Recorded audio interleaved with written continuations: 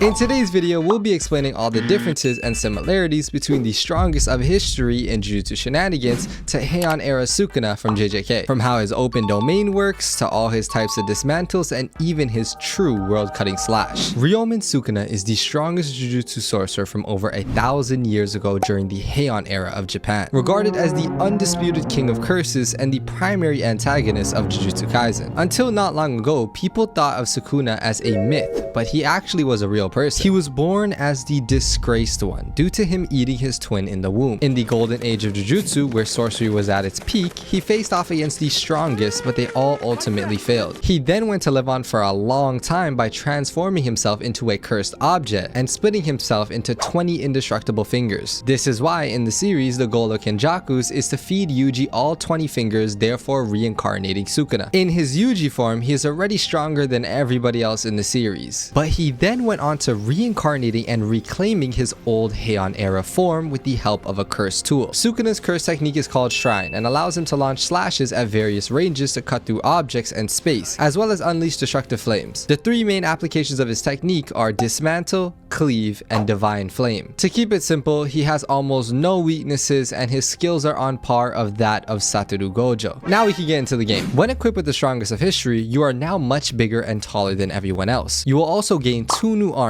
and your speed is increased. In his true form, you can see that Sukuna towers over everyone and is probably 7 to 9 feet tall, so the height changes make sense. Kashimo describes Sukuna's body as utterly immaculate due to how perfect it is for Jujutsu sorcery. The arms are so that he can do hand signs while still combating or using his hands for whatever he needs, but unlike in-game, he also has a mouth on his torso, which can be used to chant incantations while he speaks or uses his mouth to do other stuff like this. So the cosmetic changes in-game do make sense. Now let's get into the moveset. The first move is called Strong Dismantle and forces the player to do a swinging gesture with their left arm aiming forward, sending 2 large slashes at the target. This is the same thing as Awakened Vessel's M1s, with the difference being in power. Sukuna can do these types at will and can be seen doing it all throughout the series. Let's talk about the R ability now, called Chant. This will cause you to put your hands together and recite an incantation. There are 4 parts of this chant and 3 of them will upgrade your Strong Dismantle. The first one is Scale of the Dragon and will change your attack into a barrage of dismantles. This again is something that Sukuna has done numerous times, like he did here. The next one reads Recoil and will cause you to hover in the air as cuts fly all around you. This attack is called Disgraced Sovereign. This might be inspired by Sukuna's spiderweb attack. This is when Sukuna utilizes Cleave in the shape of a spiderweb. This attack was done on the ground and used to break it apart, but the in-game version doesn't do that and is more of an AoE attack. It's not 1-for-1, but Sukuna could do this minus the floating in the air part. The third chant says Twin Meteors and unleashes a vertical world-cutting slash that insta-kills your target and anything in its path. This is probably one of the most famous attacks in all of JJK, so I probably don't have to explain it as much, but I do think that this is the one he used against Maki due to how it was set up and how invisible it is, but I could be wrong. The only other time Sukuna has used world cutting slash is against Kashimo, Gojo, and Yuta. It can't be the Gojo one because there was no chant needed and it was more of a horizontal slash, even though the Maki one was horizontal, and it's probably not the Yuta one because this doesn't look as similar to the in-game version at all. So if you have a better idea than Maki's, then comment it down below.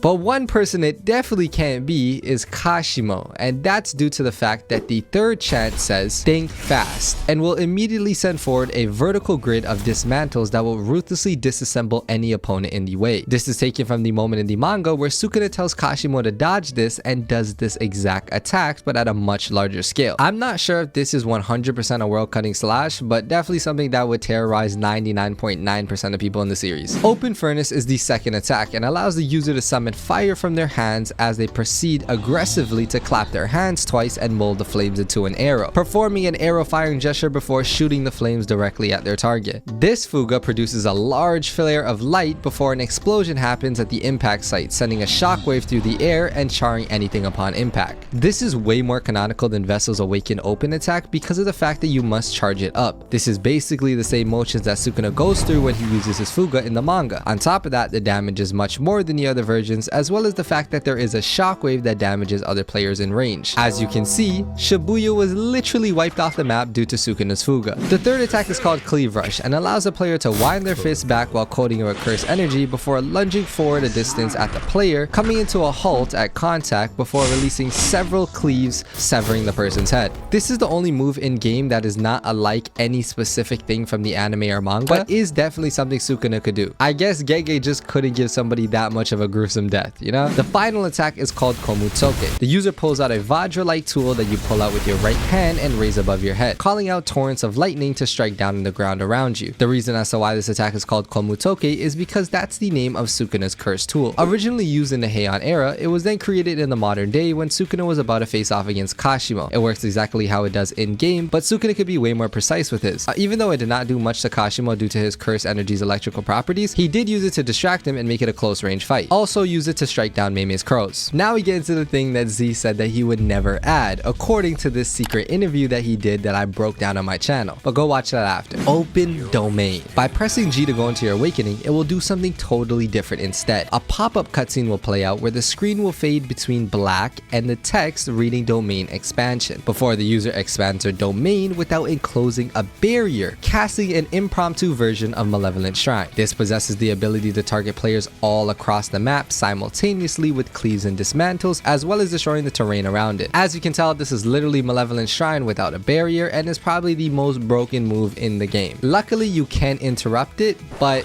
good luck with that. This is exactly like Sukuna's open domain expansion in the anime. The difference between the two is that an open domain requires immense skill and mastery over Jujutsu that makes you able to paint on air without a canvas, aka a domain barrier that has an external weakness so that people can come in and out of it. A domain in which the sure hit effect interacts with the outside world without a barrier surrounding it. For one to perform such a feat, one must create a binding valve for an escape path rather than a closed domain, and in addition gives more of an effective range. There are only two characters in the series who have known to be able to do this, being Sukuna and Kenjaku, so it definitely puts Sukuna up there as one of the strongest cursed users ever. With all that being said, it's now time to grade how similar he is to Sukuna's Heian form in JJK. Honestly, I can't think of anything that's not lore accurate other than Cleave Rush, which is still something that he could do, leaving me to give JJS's Strongest of History a similarity rating of an A to Jujutsu Kaisen. Well, did you learn something about the game or Sukuna that you didn't know before? If you did, then you should consider subscribing because I have a whole playlist of me doing these explain type of videos for every character in the game. So click right here to go watch that. But don't forget, me and the Mafia are on a journey to 100k subscribers before the summer. So if you want to be part of the journey early and flex on all your friends, then go ahead and subscribe because you can unsubscribe at any point if you don't like me. Millz Mafia out.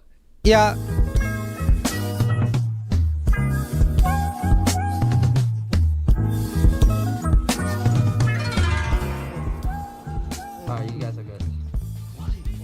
Oh, that guy is down by too. Oh, that's J-Shot? Oh, J-Shot, you're dead. Oh my god. J-Shot, you're dead.